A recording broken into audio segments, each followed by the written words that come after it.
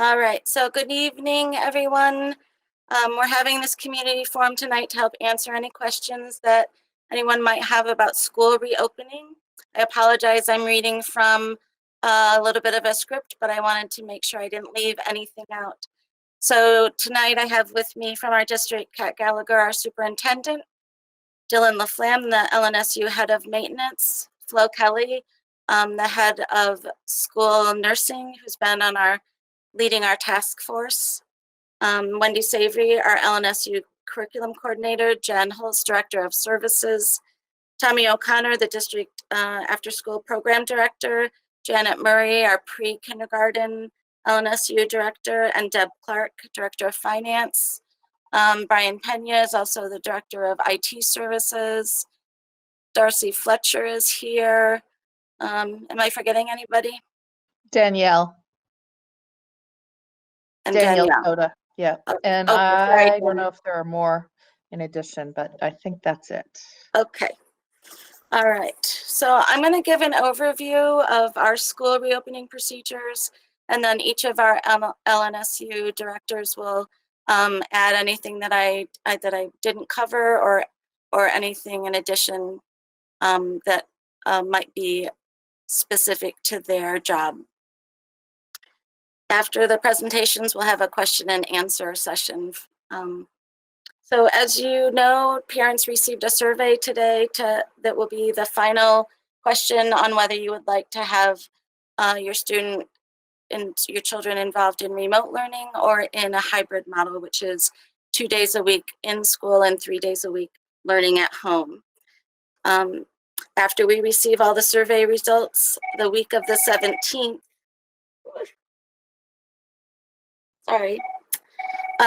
we'll be placing students in groups to attend either Mondays or Tuesdays or Thursdays and Fridays for families that choose the hybrid model. And we're going to do that to the best of our ability so that all families have an opportunity to have their children going to school on the same days. We'll then share that information out with families, and families that have chosen the remote learning will also receive information about that sometime after the week of the 17th. Families that have other needs will be able to meet with me and other team members on a case-by-case basis. For students who will be attending school, we will be following all of the recommended guidelines to keep them safe. These include wearing masks for all students K through 6 inside the building, except when we are eating or drinking. Well, more people are joining. This is going to be a learning curve for all of us. And so just like we teach everything else, we're going to teach mask wearing. We're going to give gentle reminders. We're going to give assistance to students that struggle with them, especially our younger children. And we're going to take frequent breaks from our masks. We'll go outside. We'll distance ourselves. We'll have a supply of school masks here for students that drop them or chew on them or get them dirty. So we'll always be able to, keep all the kids here safe with mask wearing. We've ordered desks for all of the classrooms that have previously had tables so we can space children apart. All the meals will be served in the classroom. We're going to teach and practice hand washing over and over and over, just like we do every other year, but maybe to a larger extent. All students will face the same direction at their desks, and that is to minimize shared aerosol. We will take frequent stretch breaks, just like we do during any other year. All students will have their own supply of materials supplied by the school, and please minimize sending anything into the school that isn't essential. PE will be taught outside. If the weather doesn't allow this, lessons about health will be taught in the classrooms.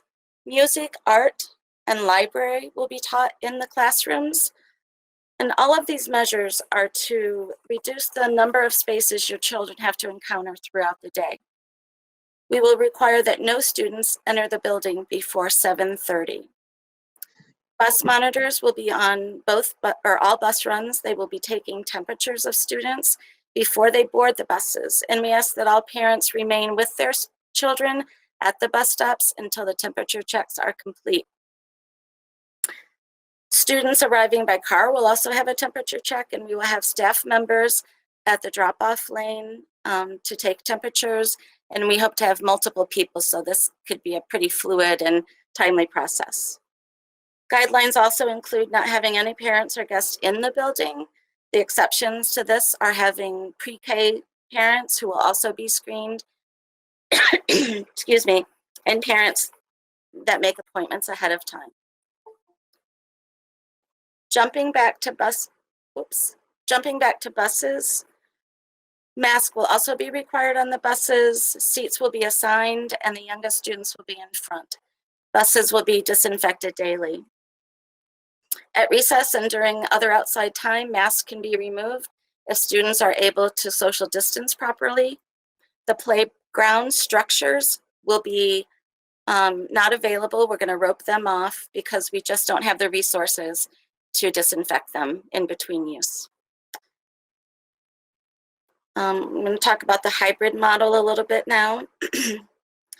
Teachers will be giving children assignments and helping them navigate the platforms that they will be using when they're at home Wednesday, Thursday, Friday, or Monday, Tuesday, Wednesday. And we'll take time to do that during the day and to really teach the children to use those platforms so that they can be really successful when they're at home. We didn't have that luxury this spring when we kind of got thrown into this, but at this time, we will be able to spend that time during the school day to offer that training so students can work a little more independently when they're home. For some of our younger learners, we might still be using some materials, books, and devices. We'll need to go back and forth between home and school. And it's going to be a really big responsibility, I think, for students and parents to get used to that. We have ordered coverings for all devices to help keep them safe and clean. Brian Pena has developed several releases that are fairly detailed that both parents and students will need to be signing. The new platforms, we do have some new platforms that we will be using in addition to Google Classroom. There's kind of a menu of them that I'm not going to go into right now, but we will take time to offer some parent training on those as well. That's kind of my overview for our hybrid model, and at this point, I would like to turn it over to Dylan, please.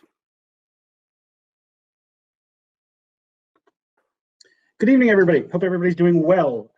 So I have the same thing. I have kind of a script I'm going to read off and just give you the overtures of what facilities has done or is going to be doing this upcoming school year that's a little different than past practices. So Eden Elementary, we've hired one additional full-time employee. This is a temporary COVID position, but we'll be there as long as we have expanded COVID custodial that needs to be done daily. On the August 18th and 19th, all year-round facility staff will be going through a disinfecting and controls principle for infectious disease from the Global Biorisk Advisory Council training. This gives them a pretty comprehensive training on exactly how to disinfect everything.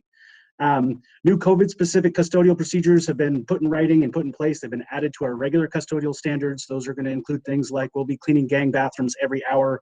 Any high-touch area will get cleaned every time there's any transition in between classes or anytime kids move to recess or anything else. It's pretty comprehensive, and we're all been trained on quite a bit at this point.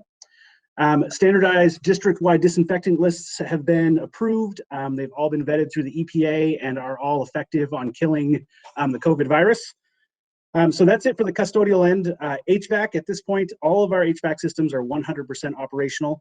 All filters in our HVAC system have been replaced in the last 3 weeks. Heating coils, and Eden doesn't have cooling coils, but Eden's heating coils anyways have been disinfected and cleaned. All of our night setbacks have been removed. There's a lot of efficiency measures that all these HVAC programs have installed over the years to try to save energy, but reduce airflow.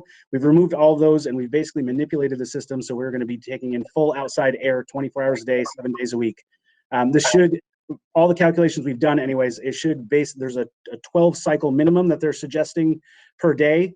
For all buildings, we're going to exceed this by a lot. I don't have exact numbers because every room is a little different, but we're well above 12 everywhere. That's HVAC. Facilities in general, we built isolation rooms, or we're building isolation rooms in all schools. Those will be completed by the end of tomorrow. These isolation rooms are basically for anybody who could have a fever during the day. They have dedicated MERV 20 HEPA filters in them, so we can actually catch and cycle that air so it doesn't get spread through the rest of the building. Room setup guidance adhering to the AOE and Vermont Department of Health has gone out to all faculty and to my staff. We'll be setting up rooms where students are all facing in one direction. Anywhere where we can't maintain that 3-foot distance, we'll be putting dividers. It'll either be Eaton's going all desks, but there's other schools that do have tables. We've actually contracted to have plexiglass dividers put on the tables, or desks. We actually have these little dividers if we have to be within 3 feet. Deliveries, we've changed a lot of day-to-day operations. The big ticket items are all deliveries will be delivered outside. There won't be any in-house deliveries made. So that includes food service. Basically, a delivery company will have to deliver outside. We'll send a personnel from inside, outside, sign for it, and then we'll move it in because we've gone through the health screenings. Any vendors that need to access our facilities, it could be for preventative maintenance, or if we have something break down, we'll have to follow the same screenings that all of our staff and students go through before they'll be allowed entry. And the last thing I want to talk about real quickly is the district has procured about 3 months worth of PPE. This includes face masks, face shields, disinfectants, hand sanitizers, gloves. We're pretty well prepared, and I think we're in a pretty good shape right now. Thank you. Thank you, Dylan. Flo, would you like to go next? Sure. Good evening, everyone. Nice to have people on board. I want you to know that and I'm sure you know this already, that health and safety guidelines change all the time. And so as things move along and health officials and education officials decide to change things, we will have to change things. But right now, the things that are different, that are going to look different to you, are the health screenings. Every morning, a student is going to be having to have what I'm going to call a daily health check. A lot of people refer to them as health screenings. It is simply 3 questions that are mandated by the state and a temperature check. If your child is too young to answer the questions for you, these are paper forms right now, and the parents can answer the questions for the child, sign it, and then we'll do the temperature check on the bus or at the school. Right now, we would prefer to do the temperature checks either on the bus before they get on the bus or before they enter the school building. It's really important for parents to understand that this process takes just a few minutes, and we really would appreciate if people would wait until their child completes the screening, if they are dropping them off at the building or dropping them off at the bus stop. Because if they fail the screening, and how somebody would fail the screening is if they have a temperature of 100.4 or above, which was always our standard policy anyway, they would not be able to come into school. If they show symptoms of chills, cough, shortness of breath, difficulty breathing, fatigue, muscle body aches, headaches, new loss of taste or smell, sore throat, nasal congestion, nausea, vomiting, or diarrhea. In other words, if your child's sick, they need to stay home. So it's really important for parents to communicate with administrators what their plan will be if their child does not pass the health screen. Face coverings, just a few words about face coverings. Scarves, bandanas, neck ups, or what some people call gaiters, are not acceptable. And the reason for that is scarves are open and do not fit to the chin, and the requirements for a cloth face covering are they must fit snugly. With the gaiters or the neck ups, they too don't fit properly. Also, when people take them off, they have to pull them up over their heads. And so what that does is create a disbursement of the droplets that are in that. So we don't want to use those. I also would recommend that you have many spares. And the reason for that is these must be washed every day after use. Again, we're not trying to create a hardship. We do have surgical masks on hands that students can use. If this is too difficult for you, we're here to help you. I've made many for children, so I would be glad to help. And I know community resources such as the town offices and some of the community buildings do also offer them. It's a wise idea to put them in a small Ziploc plastic bag, and that way it's contained. And so when your child takes it off, they have a place to put it and store it and keep it on them. Because if they're outside, they don't need to wear it, but they need to have it handy. And the same thing in the classroom if they're eating. They take it off during eating, but they need to have it handy. It's a good idea to put your child's name inside the face cloth. And obviously, children should not share these. I advise people to practice with their children before coming to school, what it's going to feel like, what it's going to look like. Put it on a favorite toy, practice wearing it, look in the mirror and talk to one another. Decorate them if you want. And I think everything else, as far as health is concerned, the screening, the mask, and hand hygiene is key.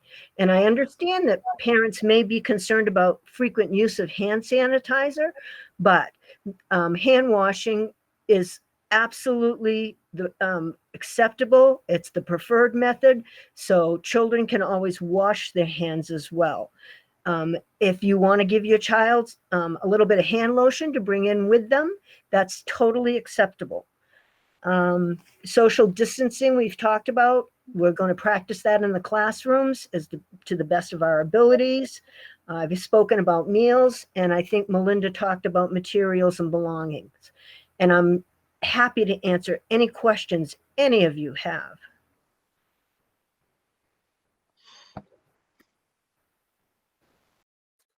Thank you so much, Flo. I really appreciate that. Tommy or I guess Janet, you probably have something to say about pre-K. Yes. Hi, everybody. It's good to see some of my old colleagues on the call. Yes, we are looking to adopt, as most of you know, the same approach to hybrid learning as the K-6 team. So we will have a Monday, Tuesday group, a Thursday, Friday group. Those will meet from 8 to 12, with Wednesdays having remote options, as well as the possibility of some afternoon time for that. We are still required to offer 10 hours of pre-K per the Agency of Education. We are currently waiting for guidance from the Agency of Ed that is also in collaboration with the Child Development Division. I mentioned at the board meeting last Friday that our early ed team is very well versed in health and safety guidelines through the Child Development Division. Our classrooms have been licensed through the Agency of Human Services for over 20 years. So we are prepared to provide environments that are safe and healthy for our children. I will be collaborating closely with Flo so that we are up to the most recent guidance, and I will share that recent guidance that I received with Flo so that we are working together to make our environment safe.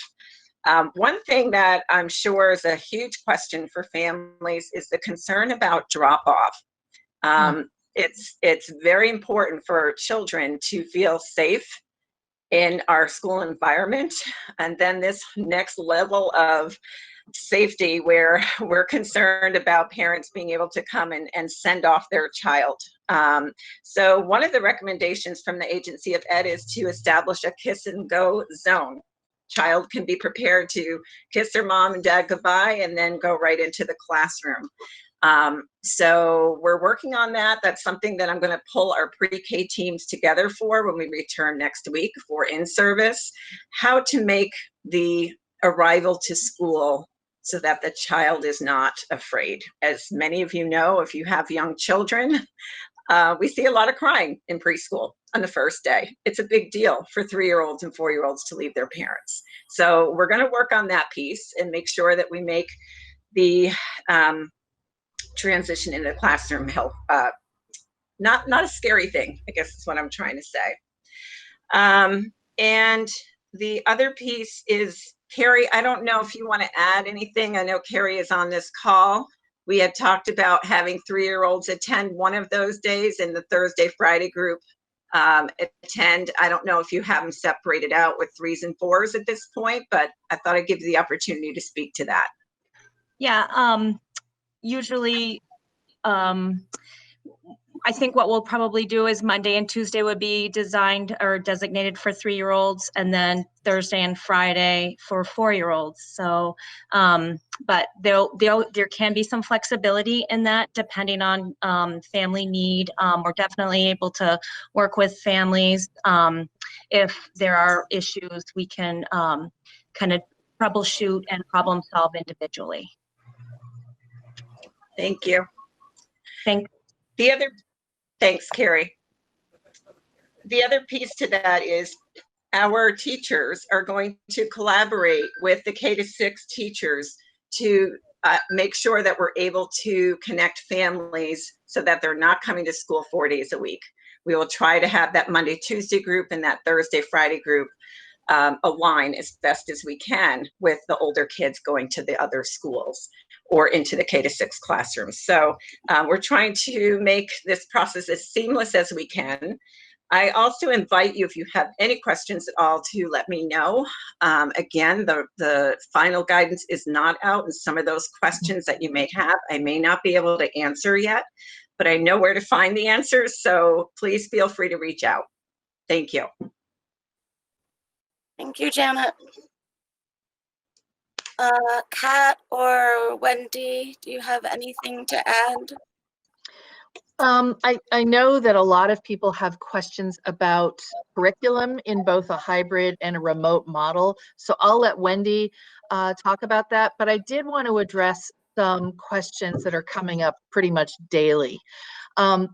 You've heard the term final guidance or the words final guidance a lot in this conversation. And I will share with you that guidance has changed over the summer 7 times. So that it doesn't mean that people don't know what they're doing at the state level necessarily. What it does mean is that there's a lot to the science that is evolving. For example, we heard initially, wash your vegetables. Now it's, well, you don't really need to wash your vegetables. We hear that children can have inflammatory illness, and now they're saying, well, they're really not very contagious. So I think that we need to operate under the assumption that we're getting the best expertise, and even our best experts don't know what this is going to look like over time. I think that's a fair statement. So people have said, you know, why a hybrid model when Vermont has such low cases? For us, a hybrid allows proper safety guidelines in every single classroom. If we have half the number of students in a classroom, we can operate within safety guidelines very, very well. To have everybody in the school would be not adhering to those safety guidelines. So that's the first piece that I want people to recognize. The second piece is that we are going to look at this in 30 to 45 days. Why that number? That was the number suggested by the epidemiologist at the Vermont Department of Health, because when schools are in session, colleges come back to school. And I will share that NVU, which is our local college, for the first time ever has an enrollment, first-year enrollment of 30% students from out of state. So what does that mean for us? It's great that we're including people, but they're all coming from different areas of viral contagion. What will that mean for us? I don't know, but in 30 to 45 days, we're going to know. UVM had some recent, as in this last week, positive cases from some of their athletes who came back to start practice. So we have to watch. We have to be safe. safety first. I understand that this is a hardship for so many people, and we're trying to work around that. We're looking at childcare options, and I don't know if Tommy O'Connor has any more information about that. But we've been told that Stephen Berbeco, and I did mention this at the board meeting last Friday, will help families find childcare. He is the deputy commissioner for the CDD. And Janet, do you by chance have a number for him? I did give it out at the board meeting. I don't have it in front of me. But if you have questions about childcare, please email Melinda and we can get that number to all of you. So that is sort of what we're thinking about, and the reasoning behind why we're doing what we're doing. And the last thing I would say is that there are very few spaces, but there are spaces for students who may need 4 days of instruction per week. That will be based on need. So for example, we have some students who have really intensive needs and need to be in school. They will be prioritized, and also space. So we don't want to take in so many students Monday, Tuesday, Thursday, Friday that we ruin the pod model and the safety model in the classroom. So we need to pay attention to that, and it's going to look different in different buildings based on size and capacity. So with that, I will turn to Wendy, who can talk to you about our different learning options. Thank you, Kat. Good evening, everyone. Melinda, you did a nice job kind of presenting the hybrid model, so I won't repeat what you said, but I would like to give an overview. You know, we really started making decisions based on feedback that we received in June from students, from teachers, from community members, administrators, and the big pieces that we heard was, please, we need consistency and we need to keep things simple, as well as providing more resources. So that has led to a partnership with the Vermont Learning Cooperative and all of our K-6 elementary schools in our district, which will give us more access to content, to teaching tools, especially remote learning tools, as well as what's called a learning management system, which is a huge organizational tool that will help keep everything in one place for students, for parents, and for teachers. And along with that comes a great deal of training and information about best practices in remote learning, and helping with that transition, helping teachers, helping students, helping families. As with safety and health, we will absolutely be following AOE guidelines around instructional time. So for instance, we have to be very flexible depending on the age, grade level of our students. The AOE is very open about that's going to vary from 2 hours a day to 5.5 hours a day, or 10 hours a week to 27.5 hours for older students. My point in saying that is we want to be sure, on the one hand, to give students a similar experience as possible to what the traditional world looked like a few months ago in terms of math and science and social studies and literacy, as well as the specials like art and music and PE, but also be able to be flexible and modify based on their needs, the amount of time and the amount of expectations, homework projects, etc. So if anything is too overwhelming, please know, contact your school as you normally would, and adjustments can be made. The daily, a daily schedule might look something like maintaining morning meetings or homerooms or advisories. A short period of time to set learning expectations and tasks.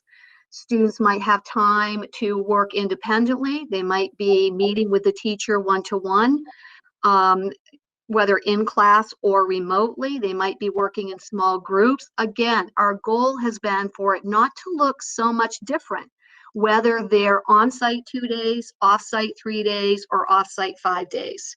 The curriculum, the content, the way we're organizing all of this and information are the same regardless.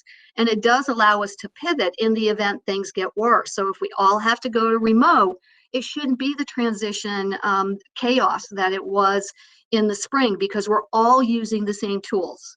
We're all having access to the same curriculum as well as our own.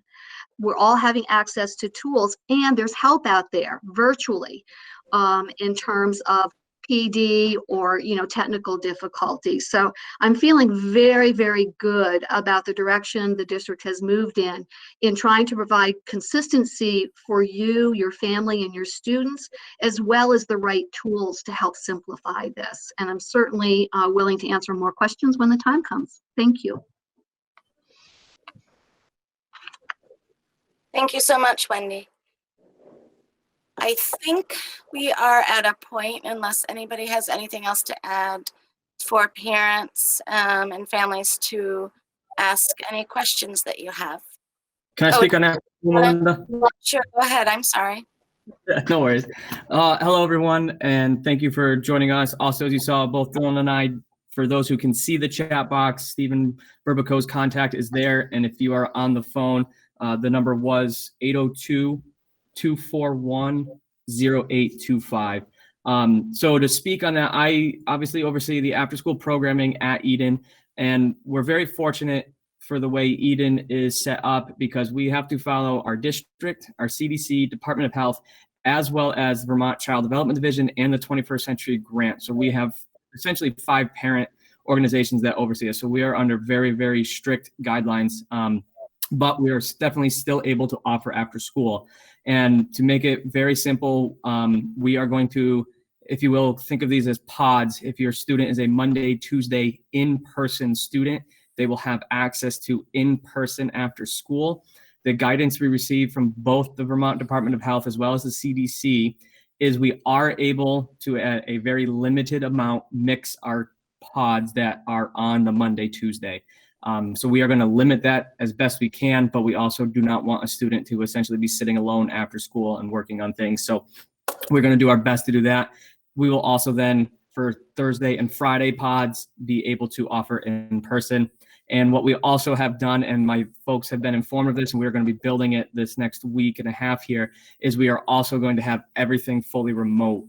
So we're going to have that option. So if your student is a fully remote student, or the 3 days they are not in person, they will have activities for after school and enrichment to suffice our grant that we operate under, but also because we know we want our students to have access to all of those, because we also, on top of enrichment, have a very large push from the state of Vermont for social emotional learning. And they had that as a previous to COVID, and now obviously it's a very major part of it. So that is really the bare bones of after school. But pretty much the safety guidelines you've heard, we follow all of them plus some more. And we are looking forward to having an after school program once fall reopening begins. Thank you, Thank Tommy. you, Tommy. Okay, I can't see all parents, but you can just unmute yourself and ask a question. So go ahead, Brooke.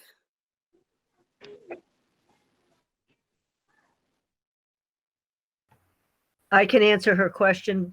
Brooke is asking, will there be notification if there is a case within our school? And what parents need to know is the Vermont Department of Health does all the contact tracing. So if a person, a child, anyone tests positive, the Vermont Department of Health gets notified. They do all the contact tracing meeting. They will notify the person who's positive. They will get a list of people. They will determine whether there was close contact. We are distancing in the classrooms and we are wearing face masks. So close contact is within 6 feet, 15 minutes without a face mask. So it's not likely that we will have close contact with regard to children. However, to answer your question, the Vermont Department of Health will notify all of the persons involved. They will notify the administrator, and then they and the administrator will make the decision as to what to do next. You're welcome.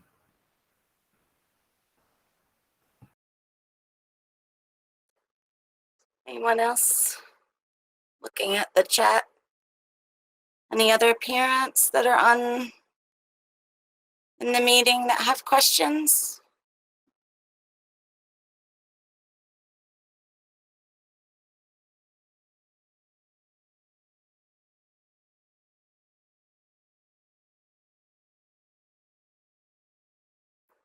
No? Now's the time. And Or I now's was one of the times. all the experts here. I'm always happy to take phone calls or send me an email as well if you think of something later. So Tommy, there was a question for you there. Yes, I did see that. We are going to keep the times the same. So that roughly goes from the end of school to roughly 5:30. That gives us roughly 3 hours of after school time. And that does also allow, we know that Eden is one of our communities that has families that do travel some distance for work occasionally. So we want to be aware of that and be able to offer what we can. So right now, 5:30 will be that time that also gives Dylan and his team the ability to get in and clean behind us so that the next day is ready for our students. And alongside of that, that still gives us the 20 minutes of physical activity we're required, and it gives your child a chance to have roughly 45 minutes to an hour of after-school enrichment-based activity.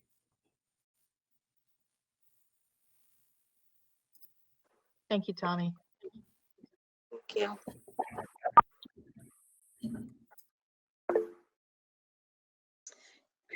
I'm not sure, I asked Brian Pena, but *6, I think, will unmute callers if the callers had questions.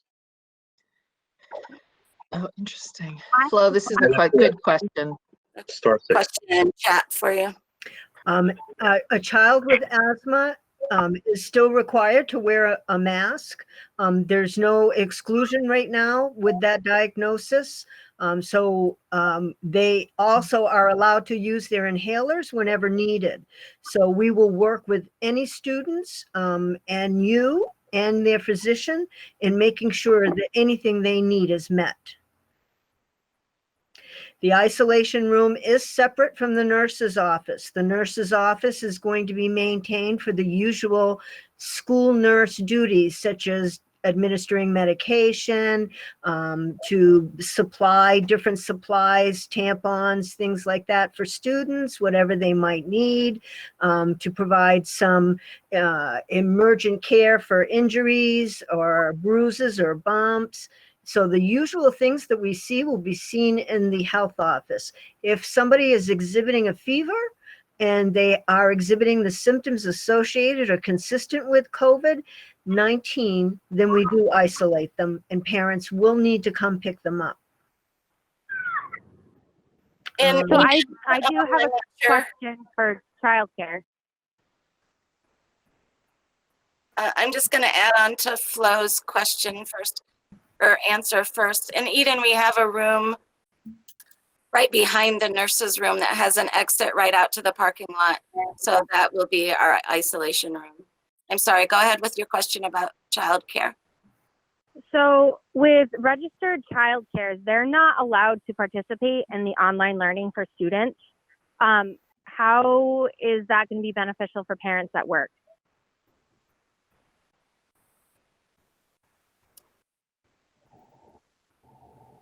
You're speaking to like during the school day hours? Yeah. Like, for example, my husband and I, we work from about 8 to 4:30. And unfortunately, like, I don't have the option to work from home. I work at Copley. So I have to go to work. My husband works for the National Guard. He has to go to work. So we can't send our two younger kids who are going to be in 4th and 2nd grade to a registered daycare during days where they're supposed to be hybrid learning, because the registered daycare cannot participate in the online learning because school age kids can only be there for 4 hours per day.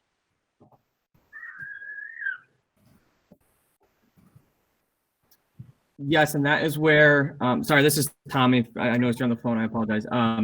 And part of the thing we are doing that is where we are working with Stephen Berbeco and our child development division, because you are correct. They view remote learning as in school. So any other folks on this call are hearing that, that is something where that 4-hour thing comes into play. So we are doing our best to have ourselves that are all child development programs across the state to get on the CDD to change that because of that exact thing. And we are seeing several districts do a hybrid model. Unfortunately, I don't have an exact answer. We're waiting on final guidance. As Kat referred to, that's a lot of the stuff we're doing currently. But that is definitely a very large concern statewide. But we were also happy to have families reach out to the Child Development Division to voice that concern. Okay, perfect. Thank you. Mhm.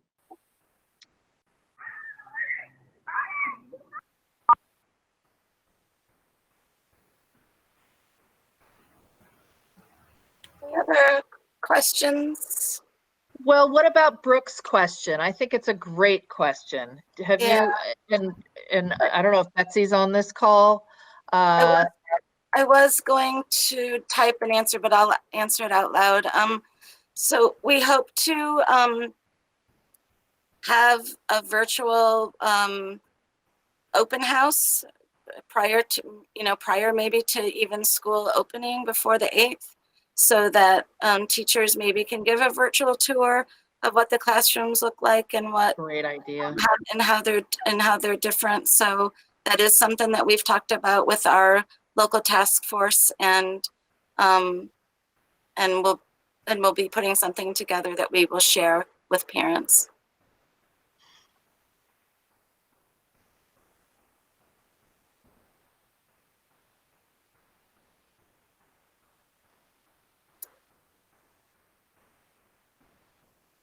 Anyone else?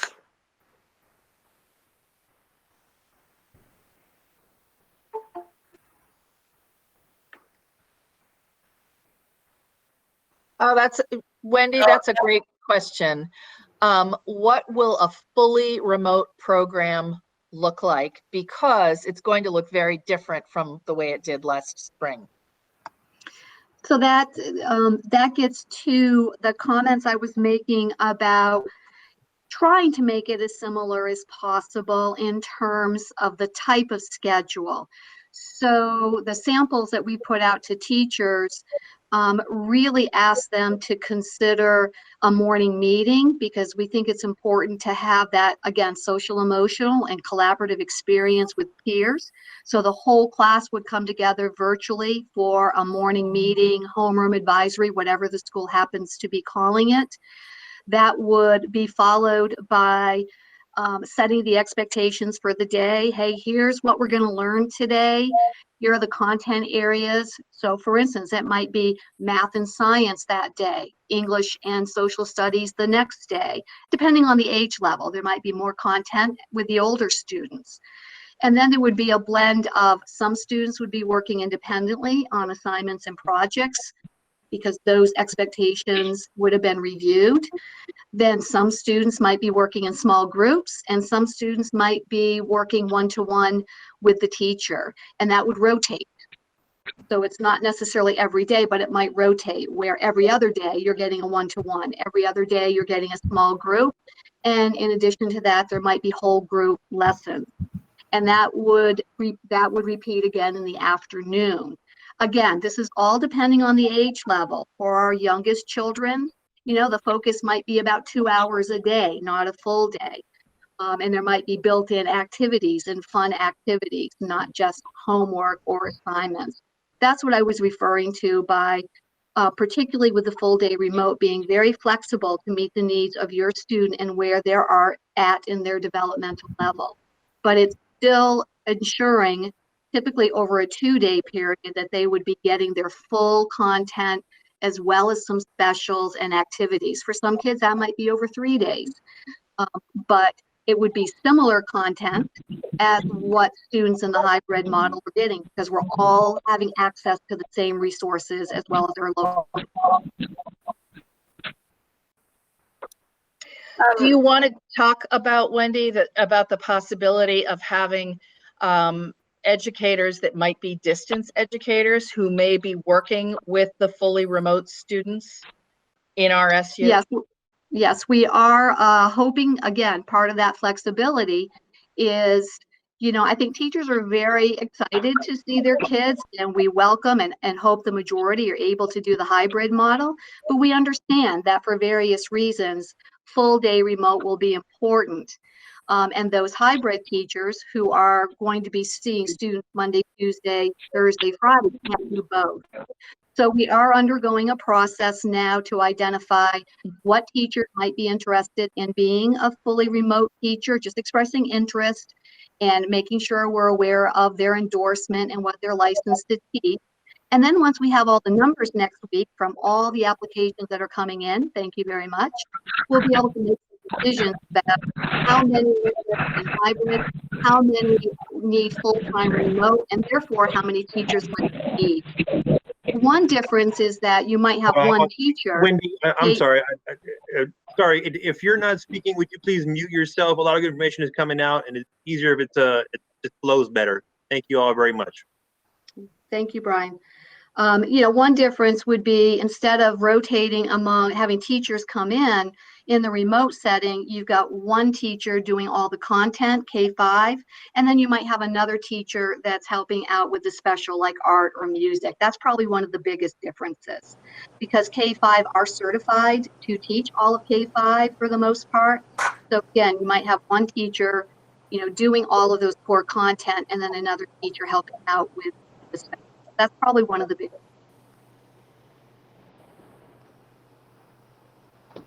One of the questions in the chat is if there's going to be a written breakdown of the remote versus the hybrid. And so there's the hybrid model is on our Facebook page, and it was emailed to parents. So that is written down. So if that parent wants to call me, if you have more questions about the remote, what that looks like, we could have that conversation. Well, Wendy actually put together a beautiful document called the LNSU Virtual Academy. Mm-hmm. Perhaps that needs to also be sent out to families because that will help them understand explicitly the differences. So Okay. Wendy has sent that to principals. So those should go home to parents as well. Yes, Okay. and the other thing I should mention is that, Tommy O'Connor is working in collaboration with me, and he will be helping to coordinate the virtual learning academy, the 100% full-time. So, both Tommy and I are available to answer questions and be go-to people if you're having any problems with the situation, as well as the building principal. Brian Pena, Mr. Pena, can you talk a little bit about devices for each student? Yeah, Kat, thanks a lot. So over the summer, we have been working very diligently and hard, dealing with all kinds of complications, but consistently working through everything that we can to get devices in the hands and in our schools as well. So devices have been, we're requesting, we're getting quotes, we're buying what we can given our current budget. We're being very sensitive to the fact that we need to spend things and make sure that we're being very careful. So lots of good hard work is going on and to make prep for the first day of school to include purchasing of additional devices, storage for those devices, and working with staff to make sure that we're spacing ourselves out correctly and we're being aware of what how we want our days to look and so forth. So a lot of good work going into it, a lot of hard work. So do please bear with everybody and what we're doing. We're all on this first time, but the more we work together, the better we get at this. So thank you all. So Brian, isn't it fair to say that every student will have their own device? It is very fair to say that is what we are moving to as fast as we can. Perfect. That's, I think, the important piece here. Thank you. Hello? I just wanted to answer the question that Tabitha Niles had. What school supplies do we need to provide? I think it's important that we limit the amount of sharing of materials among students. So yes, it would be very nice if students could bring their own pens, pencils, anything that they might need age appropriate for that classroom. I think teachers need to be clear on communicating what they might be using in the classrooms. That would be very helpful too. So I think it will be based on the age and what specifics they're doing in the classroom. But if they can bring some of the simpler things, that would help a great deal. And in Eden, generally at the beginning of the year, and especially this year, we have ordered enough pens, crayons, glue sticks for each student to have their own, and their own box to keep them all in. And I would be glad to also respond to the question regarding support for Abby. The district nurses have all been meeting regularly once a week. I am here to support all of the nurses. We are working together to figure out what we typically do. Typically, if Abby is out of that building, she does have someone that does cover for her. So we kind of look to do our same practices. And as Melinda said, their isolation room and their health office is pretty close. So she should be doing absolutely fine. And the other reason I say that is colds, flu, sniffles. Remember, we're doing health screens. If your kid is sick, they stay home. You don't send them to school with colds and sniffles and flu-like symptoms. They don't come because we will turn them away at the point of the health screen. Okay. Thank you, Flo. I wanted to just add a word of support that will hopefully ease people's minds a little bit. Flo, of course, would not say this about herself, but she sits on the task force for guidelines and has in fact written some of the guidelines that are out there around health and safety. So I think we're in pretty good hands with her.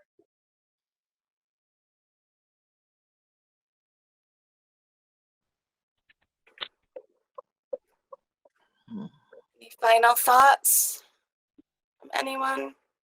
Is there a way? Can I ask a question? Is there a way for the teacher and kids to do a meeting Zoom before we start? Yes, absolutely. Tabitha, we will set that up for you. I sent your children's teachers an email today, so we'll get that going. John, did you have a question? Yeah, what my question is what do we do in a situation if the child keeps pulling the mask off, or he drools in the mask, or the mask gets wet all day long? What do we do in a situation like that? I mean, I'm sorry, but my son's disabled, and that's the way he is, and everybody in the school knows that. He just had his trach out. He still drools quite a bit, and his mask is wet the first 5 minutes or so he puts it on. I mean, what are we going to do in a situation like that? We're going to work with you, your child's physician, and your child's case manager. So the bottom line is we do have supplies at school. Children should not wear them if they get wet. So we would replace it. We also work very hard on education and getting them to understand the importance of wearing one, how to wear one. Like I said, different techniques such as putting it on a favorite character in a book, putting it on a stuffed animal and showing them that this is what we have to do. Also letting them know that this is something that may need to occur. But as I said, each circumstance such as that is going to be individually looked at, and the special education folks are going to particularly work with you, the school nurse, and your child's physician to learn the best ways. Okay. I mean, And as Dylan said, he doesn't.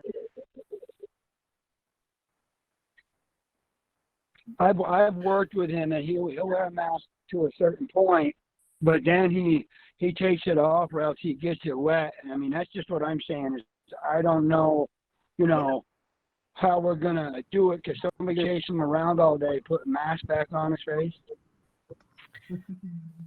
John, I'm just going to chime in here. Hi, hey, this is Jen Hall.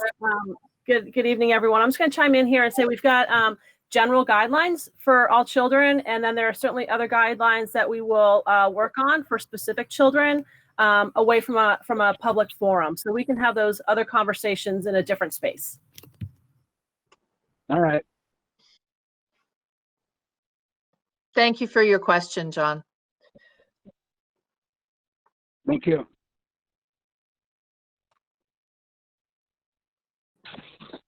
I have a question. Go ahead. It's Erin. Hi, Erin. Is there a minimum attendance requirement that will still be in effect for the school? So when all come down with the sniffles and their parents keep them home and they don't make it in, is there going to be an issue with not meeting the attendance requirement for a full day? So I can start with that answer, and Wendy can finish if I haven't covered all of it. So whether a student is at school on site or off site, it's still considered attendance. They are still learning. So we are not going to have the same issues that we would have if all students were compelled to be in person or on site. Does that, do you see what I'm saying, Erin? Yes, that's perfect. Okay. We have another parent who's asking in the chat box, you know, the same kind of attendance issue, but, you know, if parents are at work and they're having difficulty completing the tasks in the evenings with their students, with their children. And well, one piece of clarification I would like is, so if those students are working full-time remotely, they should be able to go onto their learning platform and complete lessons at any time during the day. So, or evening. I mean, it's sort of a 24/7 thing if they so choose, but I'm not sure that's the question. Can you clarify? how will attendance work for children whose parents work full-time and are unable to participate during the day? So I think that I think one point that I would make, if I could interrupt Melinda, is remember, we talked a lot about flexibility, and the state has also given us guidance around flexibility for attendance. I think of it more about weekly. Are they able to achieve most of the goals and expectations set for the week? And attendance really is about if the student has made contact, whether that's by video chat or telephone, or they're accessing the learning management system and it's clear they're engaging with some of the work, or whatever they're turning in, no matter what time of day, as Kat said, all of that can count toward attendance. So Yeah. that's one of the nice things about remote learning, is that there is a lot of flexibility, and sometimes it's easier to think in terms of weekly, getting work in weekly and setting the right goals with the teacher. So no worries there. Thanks, Wendy.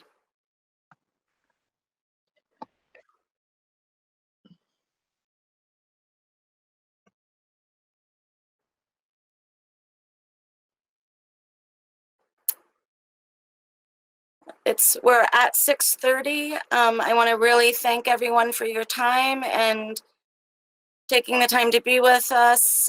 Continue to contact me if you have other questions, and I'd like to thank everyone from central office and you know what, before we leave, we can answer Brooke's question quite easily. Yes, and Wendy, I don't know if you have those hours memorized, but they're on the AOE website, and we will find that for you. There is an expectation for a certain number of hours per grade level, and if the student is able to developmentally work for that period of time. is it like 2 hours in kindergarten up to? Yeah, it's a minimum of 2 hours or a day or 10 hours a week. So if they can't do 2 hours, but they can do 1, 3. So it's 10 hours to 27.5 hours. That's K-12. So there's a great deal of flexibility to help you make sure that we're not overwhelming students. So just think in terms elementary level, we're really talking, an average of 2 to 4 or 5 hours, depending on, sixth grade, preschool to sixth grade, wide variance. So yes, Brooke, it is not 7:30 to 2:40. No. That's great question. Yeah. The other question is, can my child switch from hybrid to remote partway through a trimester? I think we need to be flexible. I mean, I think the whole premise here is that we need to be flexible. There are a couple of situations where that could happen. If the virus doesn't behave well, we'll all be going into a remote situation under certain circumstances. But to have the flexibility of switching, I think that that's totally reasonable, unless, Wendy, you tell me that's not feasible from a curriculum perspective. No, I think it is, but I would add that we're still following our multi-tiered system of supports. Mm-hmm. So if a student starts out in either model, hybrid or full-time remote, and things aren't working, it's really important to contact the teacher, the school, to have a meeting, which could be virtual or in person by appointment, to talk about what's not working. Is there something we can do? And to explore all options before making a final decision. But in the end, again, as long as we have the capacity and we're meeting the health and safety requirements, we're going to work with the family.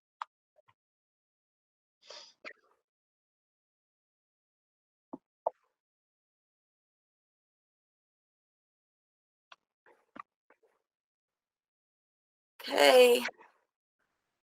Thank you, everyone. Thank you. It's nice to see all your faces. Thank you. Have a good night. Bye-bye.